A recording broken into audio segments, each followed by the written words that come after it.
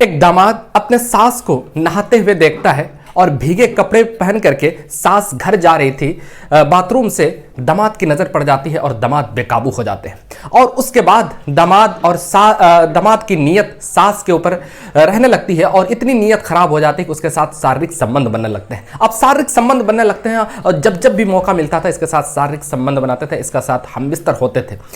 एक दिन ससुर की हत्या, अचानक हत्या हो जाती है और जब हत्या हो जाती है तो फिर गांव वाले से जब पता करता है, परिवार के लोगों से जब पता करता है कि हत्यारा कौन है, उसके बाद जो शायद कहानी होती है शायद चौंकाने वाले खुलासे सामने आते हैं।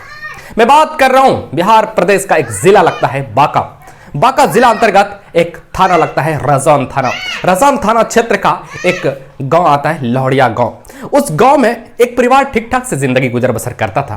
क्योंकि परिवार के जो मुखिया थे वो परिवार के मुखिया लुधियाना में रह करके काम क्या करते थे और घर में सिर्फ सास थी और दामाद थे और बेटी थी, इतना ही परिवार थे। और दामाद एक दिन बेटी को लेकर के अपने घर चले आते हैं। अब वहां सास अकेले रहा करती थी।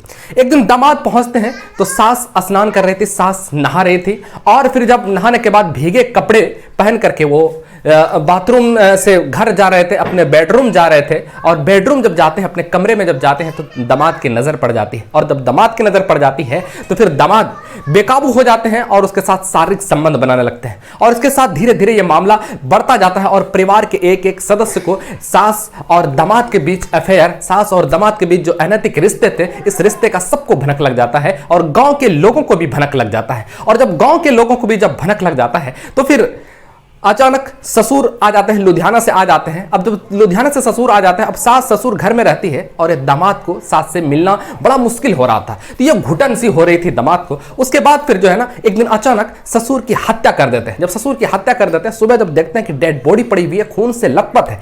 अब ये समझ नहीं पा रहा था कि हत्यारा है कौन। उसके बाद गांव में जैसे ही ये बात पता चला कि उस व्यक्ति की हत्या हो चुकी है तो गांव वाले की नजर, गांव वाले का शक बिल्कुल दामाद के ऊपर चला जाता है और ये कहते हुए चर्चा करते हैं कि ये हत्यारा 99% उसका दामाद ही है। इसलिए इस व्यक्ति का ना तो किसी से लड़ाई था, ना तो किसी से झगड़ा था, इसका हत्यारा हो कौन सकता है।